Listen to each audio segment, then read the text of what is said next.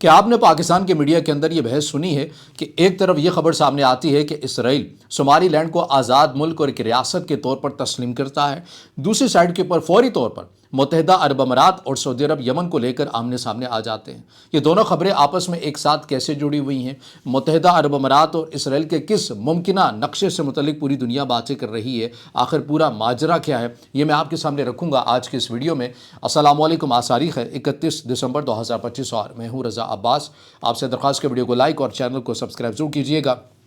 Somalia, یا ابھی آپ ان دنوں کے اندر زیادہ نام سن رہے ہیں صومالی لینڈ کا، یہ دونوں کیا ایک ہی ہیں یا علیحدہ علیحدہ ہیں؟ ماضی کے اندر اس خطے کے اندر کون کون سی عالمی طاقتوں نے راج کیا ہے؟ یہ میں ان دوستوں کے لیے مختصر سا ماضی سے ریکیپ کرنا چاہوں گا تاکہ ان کو سمجھ میں آ جائے کہ ایگزیکٹلی جو صورتحال اس وقت آپ کو یمن میں بنتی ہوئی نظر آ رہی ہے اس کا پورا پس منظر کیا ہے، کیونکہ اگر آپ فقط اس تنازع کو یمن کی حد تک دیکھیں گے تو آپ کو پوری جو گیم ہے وہ سمجھ میں نہیں آئے گی۔ تو اس لیے ان دوستوں کے لیے صومالیہ کی کچھ مختصر سی تاریخ میں آپ کے سامنے رکھ دیتا ہوں۔ تو صومالیہ کی جو تاریخ ہے بیسیکلی یہاں پر اٹلی کا بڑے عرصے تک قبضہ رہا، 1889 سے لے کر 1941 تک یہاں پر اٹلی نے کنٹرول کیا۔ اس ملک کی دو سائڈیں تھیں، ایک شمالی حصہ تھا، ایک جنوبی حصہ تھا۔ جنوبی حصے کے اندر اٹلی کا زیادہ تر کنٹرول رہا اور شمالی حصے کے اندر برطانیہ کا آپ کو کنٹرول نظر آیا۔ دوسری جنگ عظیم کے بعد اٹلی جو ہے وہ یہاں پر اپنا کنٹرول ختم کر دیتا ہے، اور پھر ہم یہ دیکھتے ہیں کہ 1960 میں صومالیہ ایک آزاد ملک کے طور کے اوپر پوری دنیا کے سامنے ابھرتا ہے۔ اس سے پہلے کچھ عرصہ جو ہے وہ اقوام متحدہ کی نگرانی میں بھی یہ ملک رہتا ہے، لیکن معاملہ جیسے کہ میں نے کہا کہ یہ ملک دو حصوں میں تقسیم تھا۔ اس ملک کا ایک شمالی حصہ اور ایک اس کا جنوبی حصہ۔ شمالی حصے کے اندر برطانیہ کا سامراج تھا، برطانیہ بھی چونکہ یہاں سے چلا گیا تو اس لیے جو 1960 کے اندر ایک پریکٹس تھی کہ شمالی اور جنوبی حصہ مل گیا، اور ایک یہ تاثر دیا گیا کہ یہاں پر ایک ہی حکومت بنے گی، ایک ہی فوج ہوگی، ایک ہی پارلیمنٹ ہوگی۔ اس پریکٹس کو چلانے کی کوشش کی گئی، لیکن چونکہ بڑے عرصے تک یہاں پر بیرونی قوتوں کا اثر و رسوخ تھا تو اس کا نقصان یہ ہوا کہ یہاں پر کوئی ایسی مؤثر قسم کی کوئی سیاسی ایکٹیویٹی ہو نہیں سکتی تھی اور نہ ہی کوئی سیاسی جماعت وجود میں آئی، تو لہٰذا یہاں پر قبائل تھے اور ہر قبائل یہ سمجھتا تھا کہ وہ طاقت کے بلبوتے پر اسی کا اقتدار ہونا چاہیے۔ اس کا نتیجہ یہ نکلا کہ جو شمالی لینڈ تھا، جو شمالی حصہ تھا صومالیہ کا، وہ علیحدہ ہو جاتا ہے اور باقی کا جو ملک ہے وہ علیحدہ ہو جاتا ہے۔ یہ جو شمالی حصہ صومالیہ سے الگ ہوتا ہے، یہ اپنی علیحدگی کا اعلان کرتے ہیں 1991 کے اندر۔ انہوں نے باقاعدہ اعلان کیا کہ ہم صومالیہ کا حصہ نہیں ہیں، ہمیں علیحدہ سے صومالی لینڈ بحیثیت ملک تسلیم کیا جائے، لیکن پوری دنیا کی طرف سے انہیں تسلیم نہیں کیا جاتا۔ انہوں نے اپنی فوج بنائی، انہوں نے اپنے الیکشن کروائے، اپنا ایک حکمرانی کا ایک نظام بنایا، پورے قوانین بنائے، یہ تمام چیز اور اپنی کرنسی بھی بنائی۔ یہ تمام چیزیں اسی حساب سے لے کر چلتے ہوئے نظر آ رہے تھے۔ اب انہیں پوری دنیا کی طرف سے تسلیم نہیں کیا گیا، جبکہ اس کے مقابلے میں جو صومالیہ ہے، مرکزی جو صومالیہ ہے، اسے متعدد جو ممالک ہیں وہ تسلیم بھی کرتے ہیں اور ان کے ساتھ تعلقات بھی ہیں۔ ترکی کے بھی تعلقات ہیں، UN بھی ان کو ایکسیپٹ کرتا ہے اور دیگر دنیا کے ساتھ بھی ان کے روابط ہیں۔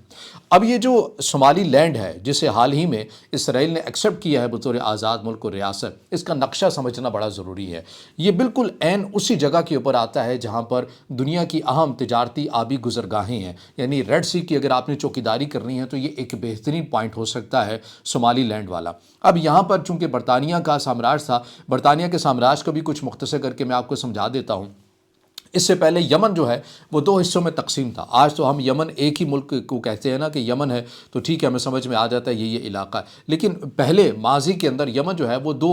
ملکوں کے اوپر یعنی ڈویژن تھی، ایک نارتھ سائڈ تھی، ایک ساؤتھ سائڈ تھی، اور یہ جو عدن والی سائڈ ہے، یعنی ایک زمانے میں یمن کو عدن بھی کہا جاتا تھا جو کہ ایک علیحدہ تھا، اس کو عدن بھی کال کیا جائے۔ یہ جو عدن والی سائڈ تھی اس کے اندر جو تجارتی آبی گزرگاہیں تھیں جو اہم تھی، جو ریڈ سی والا ایک پورا روٹ بنتا تھا، باب المندب کی بات کریں، عدن خلیج عدن کی بات کریں، یہ پورا جو روٹ ہے اس روٹ کے اوپر کنٹرول کرتا تھا برطانیہ، اور یہ روٹ چونکہ جا کر کنیکٹ ہوتا ہے صومالی لینڈ کے ساتھ، ان کے پانیوں کے ساتھ، تو یہ جو پورا روٹ تھا کیونکہ یہ 200 250 یا 300 کلومیٹر تک کا فاصلہ بنتا ہے اور یہ بالکل آمنے سامنے ہے۔ صومالی لینڈ اگر وہاں پر ہے تو عدن اس سائڈ کے اوپر بالکل آمنے سامنے ہے، تو اس پورے روٹ کے اوپر آپ کو برطانیہ کا کنٹرول نظر آتا تھا۔ اب یہ چونکہ صومالی لینڈ ایک الگ ملک اس نے اعلان کیا اور اسرائیل نے اس کو تسلیم بھی کر لیا۔ اب معاملہ کیا ہے، اسرائیل نے کیوں تسلیم کیا؟ کیا کچھ جذباتی بنیادوں کے اوپر فیصلہ کیا ہے؟ نہیں، بالکل ایسا نہیں کیا۔ میں آپ کو سمجھاتا ہوں کہ ہوا کیا ہے۔ آپ کو پتہ ہے کہ غزہ وار کے اندر یمن کے جو حوثی ہیں وہ بار بار اسرائیل کے مفادات کو انہی گزرگاہوں سے جو ٹینکس گزرتے تھے، جو جتنے بھی تو تجارت کے پوائنٹ آف ویو سے اسرائیل کے لیے اہم ہوتے تھے، حوثی بار بار انہیں نشانہ بنایا کرتے تھے۔ وہ بیسیکلی یہی روٹ تھا۔ اب یہاں پر اسرائیل نے جو صومالی لینڈ کو ایکسیپٹ کیا ہے، اس کی وجہ جو بنیادی طور کے اوپر ایک تصویراتی وجہ ہے، ظاہر ہے اس سے انکار نہیں کیا جا سکتا۔ اس کی وجہ یہ ہے کہ صومالی لینڈ کو بطور آزاد ملک ایکسیپٹ کر لینے سے اسرائیل اپنا یہاں پر اثر و رسوخ بڑھائے گا، اور وہ بالکل یمن کے ان علاقوں کے اوپر آ کر بالکل پاس آ کر بیٹھ جائے گا۔ جیسا کہ میں نے کہا کہ 250 سے 300 کلومیٹر کا یہ فاصلہ بنتا ہے۔ یہاں پر وہ اپنی لاجسٹک یا انٹیلیجنس بیسز کا ایک ایسا کوئی منظم قسم کا ایک نیٹ ورک بنا سکتا ہے کہ اگر کل کو یمن کے حوثیوں کی طرف سے کچھ کیا جاتا ہے تو اسرائیل بجائے کہ وہ اتنی دور سے آئے، وہ یہیں قریب سے جو یمن کے حوثی ہیں ان کے اگینسٹ کوئی ممکنہ طور کے اوپر کارروائی بھی کر سکتا ہے۔ اور یہی وہ وجہ ہے کہ یمن کے حوثیوں کی طرف سے فوری طور کے اوپر رد عمل بھی سامنے آیا۔ جیسے یہ خبر سامنے آئی نا کہ اسرائیل نے صومالی لینڈ کو بطور آزاد ملک اور ریاست کے طور پر تسلیم کر لیا، تو جو یمن کے حوثی ہیں ان کی طرف سے یہ کہا گیا کہ اگر اسرائیل نے یہاں پر اپنی کوئی ملٹری بیس بنائی تو وہ ہم اسے اپنا ٹارگٹ ہی سمجھیں گے۔ تو یعنی جو عالمی منظرنامے کے اندر جو گیمیں ہیں، جو چیزیں ہیں، جو کردار ہیں، وہ بخوبی جانتے ہیں کہ ممکنہ طور کے اوپر مڈل ایسٹ کے اندر کون سی جو کھیل ہے وہ کھیلنے کی کوشش کی جا رہی ہے۔ اچھا، یہاں پر بڑی ایک باریک واردات بھی ہے، اور بڑی باریک واردات یہ ہے، جیسا کہ میں نے کہا کہ صومالی لینڈ کو کوئی بھی ملک ایکسیپٹ نہیں کرتا، پوری دنیا ایکسیپٹ نہیں کرتی، سوائے ابھی جو لیٹسٹ ہیپننگ ہوئی ہے کہ اسرائیل نے اس کو تسلیم کر لیا ہے بطور آزاد ملک۔ لیکن متحدہ عرب امارات جس نے صومالی لینڈ کو ایکسیپٹ نہیں کیا، لیکن بہت عرصے سے ایک فضائی اڈا صومالی لینڈ میں، یہاں پر جو صومالی لینڈ کا ایک اہم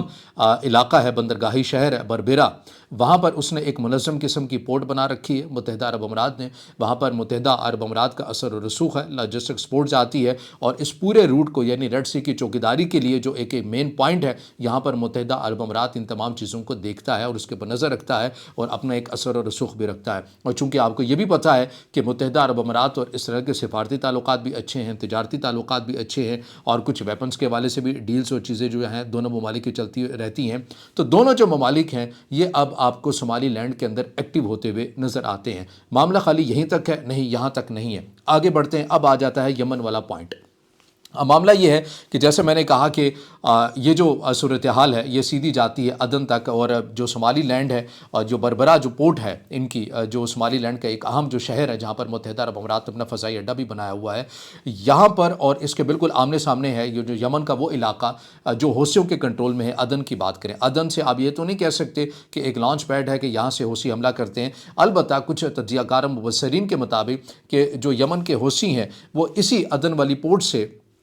جتنی بھی انٹیلیجنس معلومات لینی ہو وہ یہاں سے لیتے ہیں۔ ان کے جاسوسی کے کچھ جو انہوں نے نظام بنایا ہوا ہے وہ یہاں سے معلومات تمام تر لیتے ہیں، لیکن وہ الحدیدیہ کو استعمال کرتے ہیں، المخا کو استعمال کرتے ہیں، حملوں کے لیے وہ دیگر پورٹس کو استعمال کرتے ہیں۔ اب جو پلاننگ ہوتی بھی نظر آ رہی ہے آپ کو ممکنہ طور پر کہ متحدہ عرب امارات کی، چونکہ ہم اس سے پہلے بھی تواتر کے ساتھ آپ کو بتا چکے ہیں کہ 2 سے 2.5 دہائیوں پہلے آپ یہ کہہ لیں کہ یہ سالوں پہلے کہہ لیں یا کئی سال پہلے کہہ لیں کہ متحدہ عرب امارات نے جو اپنی پلاننگ تبدیل کی ہے کہ میں نے عرب دنیا کا سنگل ایک بادشاہ بننا ہے، میں نے سعودی عرب کا اس طرح اثر و رسوخ ہے اس کو کم کرنا ہے، یہ تاثر ہے، ایسی حکمت عملی بتاتی ہیں، اور اس کو میں نے کس ذریعے سے کرنا ہے، تمام جو اہم جو تجارتی آبی گزرگاہیں ہیں جو ان کے اوپر میں نے اپنا کنٹرول کرنا ہے، اور یہ اسی کنٹرول کی پالیسی ہے جو آپ کو صومالی لینڈ کے اندر ایکسیپٹ نہ کرنے کے باوجود بھی جو متحدہ عرب امارات کی صومالی لینڈ کے اندر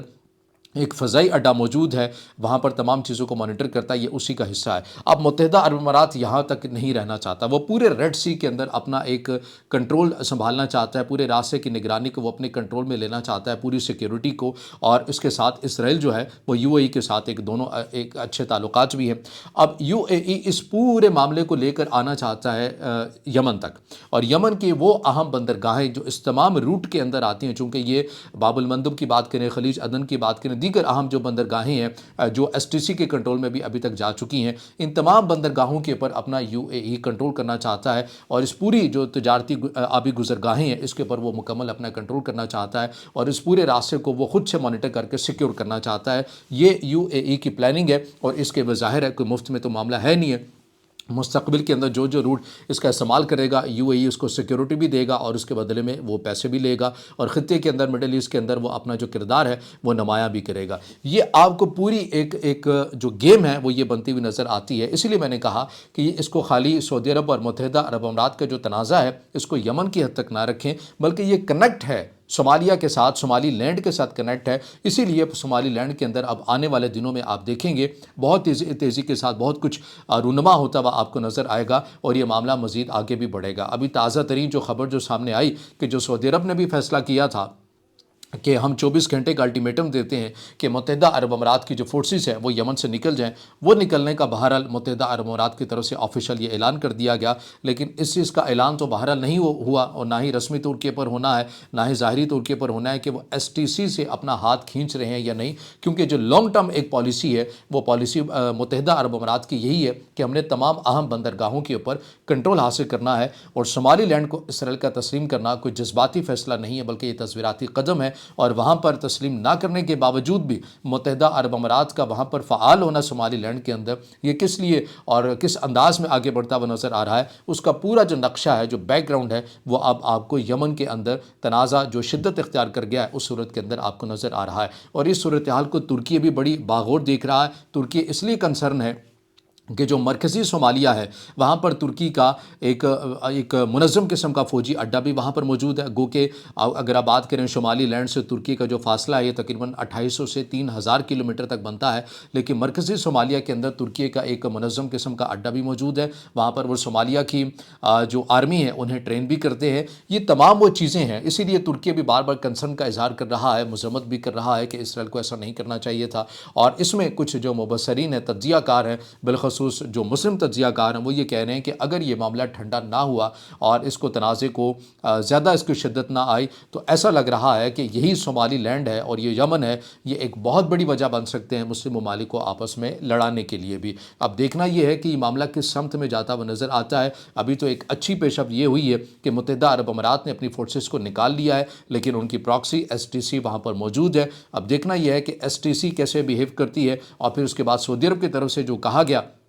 कि हमारे लिए एक रेड लाइन है, हम यमन में इतनी तकसीम नहीं होने देंगे। ये सूरत हाल आपको कहाँ जाती हुई नज़र आती है। तो हमने कोशिश ये की कि जो कि बात मेन स्ट्रीम मीडिया के अंदर नहीं होती कि सोमाली लैंड की खबर को इसराइल का एक्सेप्ट कर लेना, हम इस खबर को नज़रअंदाज नहीं कर सकते क्योंकि ये कनेक्ट है मिडल ईस्ट के साथ और यमन के इस तनाज़े के साथ। और ये पूरा एक पैगाम है जो मुत्तहिदा अरब अमीरात अब सऊदी अरब को दे रहा है कि इस खत्ते के अंदर नुमायाँ प्लेयर मैं ही बनूँगा। ये तमाम तर वो चीज़ें अपडेट्स हैं जो मैंने आपके सामने रखी, आसान और सादा अल्फाज में। अगर आपका कुछ सवाल हो या राय हो इससे जुड़ा तो ज़रूर कमेंट में ज़ाहिर ख्याल कीजिएगा, वीडियो को लाइक कीजिएगा, दोस्तों के साथ शेयर कीजिएगा और इस चैनल को ज़्यादा से ज़्यादा सब्सक्राइब भी।